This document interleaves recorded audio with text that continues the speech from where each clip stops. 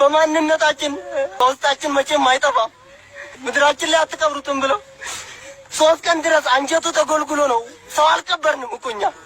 ሰላም ጤና ይስጥልኝ የጽናት ሚዲያ ቤተሰቦች፣ ዛሬ የምንነጋገረው ስለ ቆስላችን ብቻ አይደለም። ዛሬ የምንነጋገረው ስለ መኖርና አለመኖር ትርጉም ነው። አርሲ በእንባ ተውጣለች። የሰላም ተቋማት ወደሙ። ንጹሃን ወገኖቻችን በገዛ ቤታቸው በስለት ታረዱ። በዚህ መሪር ፈተና ውስጥ እያንዳንዱ የኦርቶዶክስ ተዋህዶ አማኝ ሊወጣቸው የሚገቡ 3 ነጥቦችን በዚህ ቪዲዮ አካትቼ የማስደምጣችሁ ይሆናል። እናንተ ከኔ ጋር ለጥቂት ደቂቃ አብራችሁ ይቆዩ። ትልቁ ጥያቄ እዚህ ጋር ነው። ዜጎች በግፍ ሲታረዱና አብያተ ክርስቲያናት በእሳት ሲጋዩ የመንግስት ድርሻ የት ደረሰ? ዛሬ የአርሲን ሰቆቃ፣ የመንግስትን ተጠያቂነት እና የአማኙን የቤት ስራ እያንዳንዱን ነጥብ እያነሳው ከአማኙ ከክርስቲያኑ ከኦርቶዶክሱ ምን እንደሚጠበቅ የማስደምጣችሁ ይሆናል። ነገሩ የሚጀምረው ከዚህ ጭካኔ ነው። በአርሲ ምድር የተፈጸመው ግፍ ለሰሚው የሚከብድ ለታሪክ ደግሞ ጥቁር ጠባሳ ነው። ንጹሃን ወገኖቻችን በማንነታቸውና በሃይማኖታቸው ብቻ ተለይተው ሲታረዱ መላው ዓለም በድንጋጤ ተውጧል።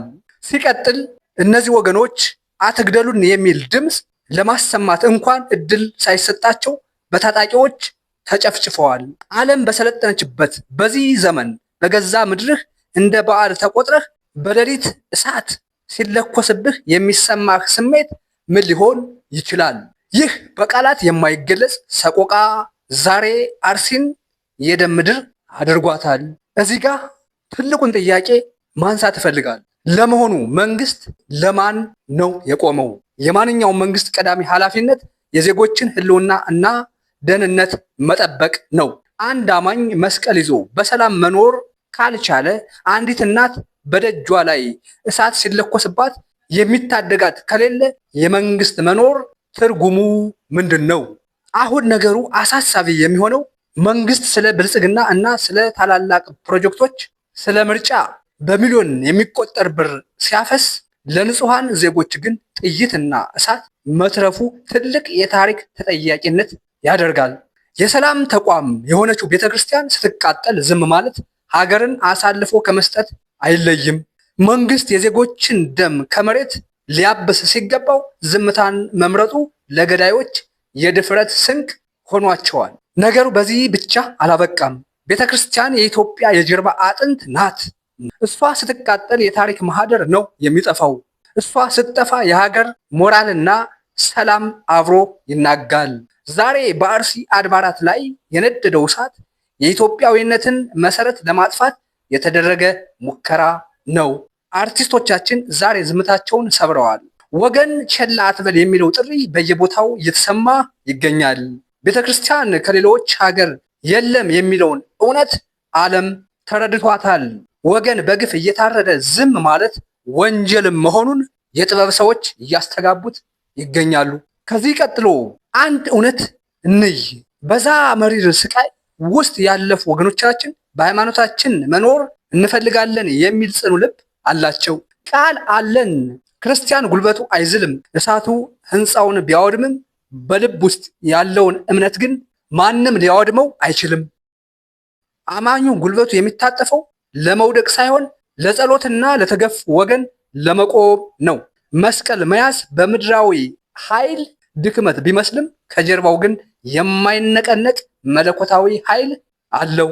ይህ ጽናት ነው ዛሬ እኛን ለእነዚህ ንጹሃን ወገኖቻችሁ የምታሰሙት ድምፅ ምንድን ነው ብሎ የሚጠይቀን።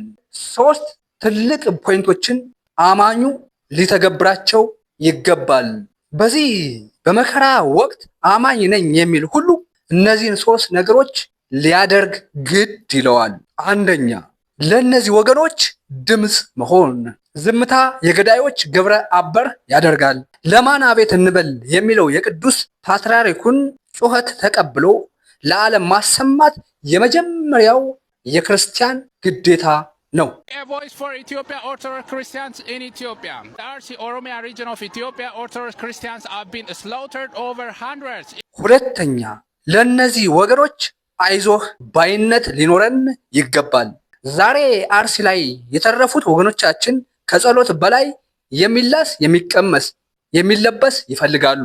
ደርሶ መደገፍና የተሰበረውን መጠገን የአማኙ ተግባራዊ እምነት መሆን አለበት።